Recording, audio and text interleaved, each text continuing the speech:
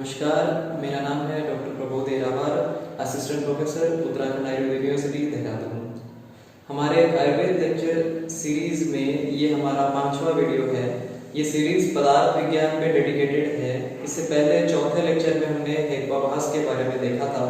इस वीडियो में हम हेत्वाभास के भेद के ऊपर डिस्कस करेंगे। इस वीडियो में मैं कुछ टर्मिनोलॉजीज यूज करूंगा जिसको समझने के लिए आपको हेत्वाभास के पहले पार्ट को देखना पड़ेगा। अगर आप इस पहले पार्ट को देखना चाहते हैं तो ऊपर दिए गए लिंक को आप प्रेस कर सकते हैं। मैं समझता हूं कि आपने पक्ष, सपक्ष, विपक्ष, हेतु, साध्य आदि टर्मिनोलॉजीज को अच्छी तरह से समझ लिया है। अब इससे आगे हम हेत्वाभास के टाइप्स को देखेंगे। तर्क संग्रह ने हेत्वाभास के 5 भेद किए हैं। वो है सव्यभिचार, विरुद्ध, सत्प्रतिपक्ष, असिद्ध और बाधित। सव्यभिचार हेत्वाभास के 3 और भेद हैं। वो है साधारण, असाधारण और अनुपसंहारी। उसी तरह असिद्ध हेत्वाभास के भी 3 और भेद हैं। वो है आश्रय असिद्ध, स्वरूप असिद्ध और व्याप्यत्व असिद्ध। इस वीडियो में हम सव्यभिचार हेत्वाभास पर डिस्कशन करेंगे। मैं कोशिश करूंगा कि कुछ सिंपल एग्जांपल से आपको ये समझ में आ जाए। वैसे तो हेत्वाभास को एक डिफिकल्ट टॉपिक समझा जाता है, बट मैं समझता हूँ कि शायद ये वीडियो देखने के बाद आपका ओपिनियन चेंज हो जाए। अगर ऐसा होता है तो मुझे कमेंट सेक्शन में जरूर बताइएगा कि आपको ये वीडियो कैसे लगा। अब हम देखेंगे कि सव्यभिचार हेत्वाभास क्या होता है। किसी भी अनुमान को सही होने के लिए हेतु का साध्य के साथ हमेशा के लिए रहना आवश्यक होता है। जैसे हमने अग्नि और धुएं वाले एग्जांपल में देखा है कि धुएं का अग्नि के साथ हमेशा रहना आवश्यक होता है। सव्यभिचार में क्या होता है कि हेतु जो है वो कभी साध्य के साथ रहता है तो कभी साध्य के अभाव में किसी और वस्तु के साथ भी रहता है या साध्य के अभाव के साथ भी रह सकता है। तो हेतु हमेशा साध्य के साथ नहीं रह रहा है, इसलिए हम इस हेतु को सद हेतु नहीं कहेंगे। ये हेत्वाभास है और इस हेत्वाभास को हम सव्यभिचार हेत्वाभास कहेंगे। सव्यभिचार हेत्वाभास के 3 भेद है, साधारण, असाधारण और अनुपसंहारी। तो साधारण सव्यभिचार हेत्वाभास क्या है? तो साधारण का अर्थ है इन जनरल। जनरल मीन्स हेतु साध्य के साथ तो रहता ही है, बट साध्य के साथ साथ अन्य किसी वस्तु के साथ भी अगर वो हेतु रहता है तो हम उसे कहते हैं साधारण सव्यभिचारी हेत्वाभास। फॉर एग्जाम्पल, अगर हम ये कहें कि यह गाय है क्योंकि इसमें सिंग है। अब यहाँ पे साध्य क्या है? हम क्या सिद्ध करना चाहते हैं कि ये गाय है। इसमें हम हेतु क्या बता रहे हैं कि ये इस गाय में सिंग है, इसमें सिंग है, इस वजह से ये गाय है। और हम साध्य क्या है हमारा कि ये गाय है।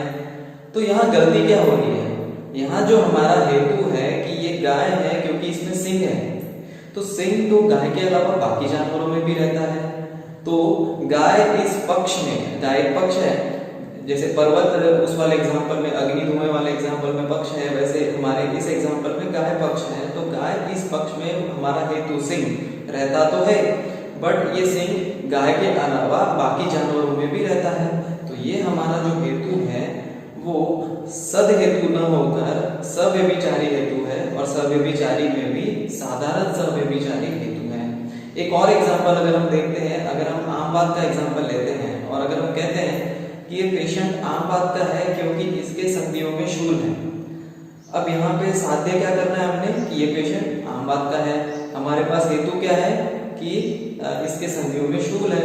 बट अगर आप ध्यान से देखेंगे तो ये हेतु जो है संधियों में शूल होना, ये आम बात के अलावा बाकी डिसीजेस में भी पाया जा सकता है। फॉर एग्जाम्पल संधिशूल या वात रक्त ये एग्जांपल जो अगर हम लेते हैं, वात रक्त में भी संधिशूल होता है। तो हमारा संधिशूल जो हेतु है वो आम बात के साथ साथ वात रक्त में भी है। तो जब कभी हम संधिशूल को देखकर आम बात का अनुमान करने जाएंगे तो हमारे सही होने के चांसेस बहुत कम होते हैं। 50% चांस हो सकते हैं, क्योंकि वो वात रक्त भी हो सकता है या आम बात भी हो सकता है। तो हमारा जो संधिशूल हेतु है वो सही नहीं होगा, उसे हम कहेंगे साधारण सव्यभिचारी हेत्वाभास। अब हम देखेंगे कि असाधारण सव्यभिचारी हेत्वाभास क्या होता है। असाधारण सव्यभिचारी हेत्वाभास है कि सपोज यदि किसी साध्य का हेतु, ध्यान से सुनिए, यदि किसी साध्य का हेतु प्रस्तुत पक्ष के अलावा, यदि किसी साध्य का हेतु प्रस्तुत पक्ष के अलावा अन्य किसी उदाहरण में नहीं मिलता है। फिर से एक बार कह रहा हूं, यदि किसी साध्य का हेतु प्रस्तुत पक्ष के अलावा अन्य किसी उदाहरण में नहीं मिलता है, तब हम उसे असाधारण सव्यभिचारी हेत्वाभास कहेंगे। इसका उदाहरण क्या है? तो उदाहरण देखते हैं कि शब्द नित्य है क्योंकि उसमें शब्दत्व पाया जाता है। शब्द नित्य है क्योंकि उसमें शब्दत्व पाया जाता है। अगर हम इस सेंटेंस को डाइसेक्ट करेंगे तो हमें क्या मिलता है? हमें क्या सिद्ध करना है? हमारा साध्य क्या है? शब्द की नित्यता, ये हमारा साध्य है। हेतु क्या है? क्योंकि इसमें शब्दत्व ये जाति पाई जाती है, शब्दत्व का होना ये हमारा हेतु है। और पक्ष है शब्द। हम कहाँ प्रूव कर रहे हैं? शब्द के ऊपर प्रूव कर रहे हैं।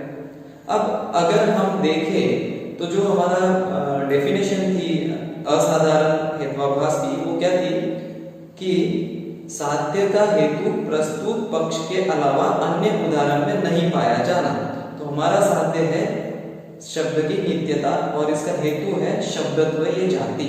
अगर हम देखेंगे हमारा जो हेतु है शब्दत्व जाति, ये शब्द के अलावा में, शब्द रूपी पक्ष के अलावा किसी और उदाहरण में नहीं मिलता, क्योंकि शब्दत्व ये जाति सिर्फ शब्द में ही होगी, रूप रस गंध स्पर्श में नहीं हो सकती।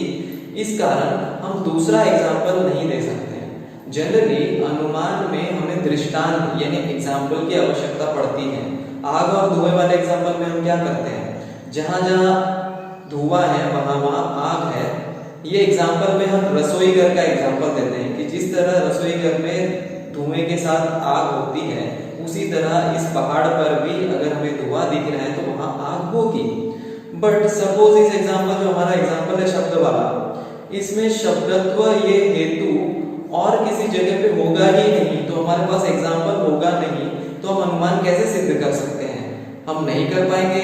तो इस कारण से हम इसे असाधारण सव्यभिचारी हेत्वाभास कहते हैं। सव्यभिचारी हेत्वाभास का लास्ट वेद है अनुपसहारी सव्यभिचारी हेत्वाभास, दैट इज अनुपसहारी।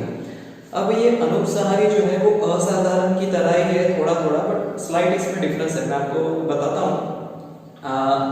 यहाँ पे अनुपसहारी हेत्वाभास में हमारे पास दृष्टांत ही नहीं होता। मीन्स जो हमारा पक्ष है, जो हमारा स्थान है जहां हम अनुमान प्रूव कर रहे हैं, उस स्थान के अलावा दूसरा कोई स्थान बचता ही नहीं। असाधारण में क्या था? हेतु उस पक्ष के अलावा दूसरे किसी पक्ष पर नहीं होता, इस वजह से हम एग्जाम्पल नहीं दे सक रहे थे, दृष्टांत नहीं दे सक रहे थे। वहां दूसरे पक्ष तो है, पर उन दूसरे पक्षों में वो हेतु नहीं पाया जाता, ये था असाधारण। अब यहाँ क्या है? अनुपसहारी में हेतु पक्ष पर तो है, बट उस पक्ष के अलावा दूसरा कोई पक्ष ही नहीं है, इस वजह से हम दृष्टांत नहीं दे सकते। फॉर एग्जाम्पल, सब कुछ अच्छा है ईश्वर की रचना होने के कारण। अब यहाँ पे साध्य क्या है? सब कुछ अच्छा है। हेतु क्या है? ईश्वर की रचना होने के कारण। और पक्ष क्या है? सब कुछ। अगर हम सब कुछ पक्ष के अंदर डाल देते हैं, मीन्स हमारा पक्ष ही सब कुछ है, तो सब कुछ के अलावा कुछ भी नहीं बचेगा। जैसे आग और धुआं वाले एग्जाम्पल में हमारे पास दो पक्ष थे, एक था पर्वत और एक पक्ष था रसोई घर। तो पर्वत पर हम अनुमान सिद्ध कर रहे हैं और रसोई घर में हम एग्जाम्पल दे रहे हैं, दृष्टांत दे रहे हैं। अब यहाँ पे हम सब कुछ को पक्ष बोल दे रहे हैं, तो सब कुछ के अलावा कुछ भी नहीं बचता, तो हमारे पास दूसरा पक्ष ही नहीं है जिससे हम एग्जाम्पल दे पाए, जिसको हम दृष्टांत कह सके। तो यहाँ पे हमारे पास दृष्टांत है ही नहीं। तो असाधारण में भी दृष्टांत नहीं था और यहाँ भी दृष्टांत नहीं है, बट दोनों में दृष्टांत न होने के अलग अलग कारण है। असाधारण में हेतु उस पक्ष के अलावा किसी और पक्ष पर नहीं रहता, इस कारण से हम दृष्टांत नहीं दे सक रहे थे, और यहाँ पे पक्ष ही सब कुछ है, इस कारण से हम दृष्टांत नहीं दे पा रहे। तो ये दोनों में डिफरेंस है। तो मैं समझता हूँ कि आप जो है सव्यभिचार हेत्वाभास के तीनों टाइप्स को आपने अच्छी तरह से समझ लिया है। अब मैं शॉर्ट में आपको सव्यभिचार हेत्वाभास एक्सप्लेन करूंगा। सव्यभिचार का अर्थ है कभी होना कभी न होना, मीन्स हेतु का साध्य के साथ होना या साध्य के अभाव के साथ भी होना, इसको हम कहते हैं सव्यभिचार हेत्वाभास। सव्यभिचार हेत्वाभास के हमने तीन टाइप्स देखे, साधारण, असाधारण और अनुपसारी। साधारण मीन्स इन जनरल, मीन्स जो हमारा हेतु है वो जनरल है, मीन्स हमने एग्जांपल देखा कि गाय में सिंग है इस वजह से वो गाय है, तो सिंग जनरल है, मीन्स सिंग गाय के साथ भी होता है और बाकी जानवरों के साथ भी होता है, मीन्स हेतु आपका साध्य के साथ भी है और साध्य के अलावा दूसरे पक्ष पर भी है, दूसरों के साथ भी है, इस वजह से हम इसको साधारण हेत्वाभास कहते हैं। असाधारण में क्या होता है कि जो हमारा हेतु है वो हमारे प्रेजेंट पक्ष के अलावा किसी और पक्ष पर नहीं मिलता। इसमें हमने शब्द का एग्जाम्पल देखा कि शब्दत्व ये जाति शब्द में होने से उसे हम नित्य कह रहे हैं, बट शब्दत्व ये हेतु जो है हमारे शब्द इस पक्ष के अलावा किसी और पक्ष पर नहीं होता, इस वजह से हम एग्जाम्पल नहीं दे सकते, इस वजह से हम दृष्टांत नहीं दे सकते, इसीलिए हम असाधारण हेत्वाभास इसे कहते हैं। अनुपसारी में हमारे पास दृष्टांत नहीं होता क्योंकि हमारा पक्ष ही सब कुछ है, पक्ष के अलावा दूसरे कोई पक्ष ही नहीं बच रहे हैं। हमने एग्जाम्पल देखा है कि सब कुछ अच्छा है क्योंकि ये ईश्वर की रचना है, तो सब कुछ हमारा पक्ष था और इस पक्ष के अलावा दूसरा पक्ष नहीं बच रहा है, इसलिए हमारे पास दृष्टांत या एग्जाम्पल नहीं है। तो मैं समझता हूँ कि आपको सव्यभिचार हेत्वाभास समझ में आ गया है। अगर आपको ये सव्यभिचार हेत्वाभास नहीं समझ में आया है तो मैं फिर से आपको बता दूंगा कि आप मेरी पुस्तक सचित्र पदार्थ विज्ञान एवं आयुर्वेद का इतिहास पढ़ सकते हैं, उसमें आपको और कुछ एग्जाम्पल्स मिलेंगे और डिटेल में आपको इनकी एक्सप्लेनेशन मिलेगी, तो किताब को देखकर भी आप इसको समझ जाएंगे। तो मैं समझता हूँ कि आपको ये समझ में आ गया है सव्यभिचार हेत्वाभास।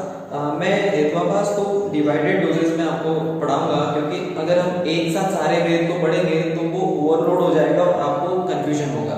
तो इस लेक्चर में हम सिर्फ सव्यभिचार हेत्वाभास देखेंगे, अगले वीडियो में हम अन्य वेद जो है हेत्वाभास के वो देखेंगे।